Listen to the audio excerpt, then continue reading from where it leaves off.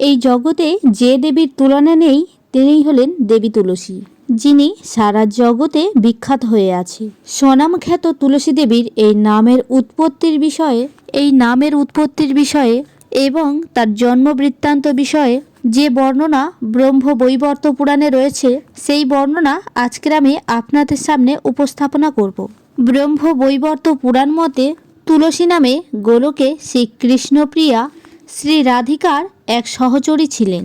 শ্রী রাধিকা কোনো এক সময় তাকে মানবজনী গ্রহণের অভিশাপ দিয়েছিলেন। তখন তুলসী শ্রীকৃষ্ণের শরণাপন্ন হয়েছিলেন। শ্রীকৃষ্ণ তুলসীকে বলেছিল যে তুলসী মানব জন্ম গ্রহণ করলে এবং তপস্যা বলে নারায়ণের অংশ লাভ করতে পারবে।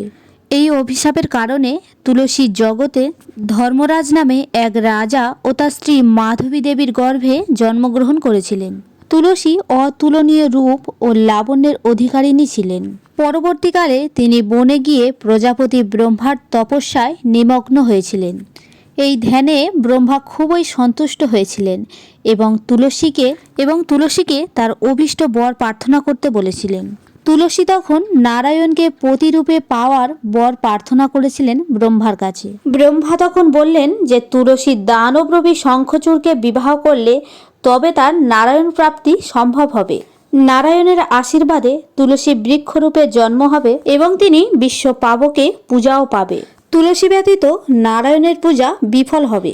সেই অনুসারে শঙ্খচূড়ের সাথে তুলসীর বিবাহ হয়। শঙ্খচূড় স্বর্গরাজ্য অধিকার করেছিল। তুলসীর সতীত্বহানি না হলে শঙ্খচূড় কোনো মতেই পরাজিত হবে না এবং স্বর্গরাজ্য উদ্ধার সম্ভব হবে না। সুতরাং স্বয়ং নারায়ণ শঙ্খচূড়ের বেশে তুলসীর সতীত্ব হরণ করে। এর ফলে শঙ্খচূড়ের মৃত্যু হয়। তুলসী তা বুঝতে পারলে নারায়ণকে পাথর হয়ে যাওয়ার অভিশাপ দেন। এই অভিশাপের ফলে নারায়ণ পাষাণ হয়ে যায়, যাকে নারায়ণ শিলা বা শালগ্রাম শিলা বলা হয়।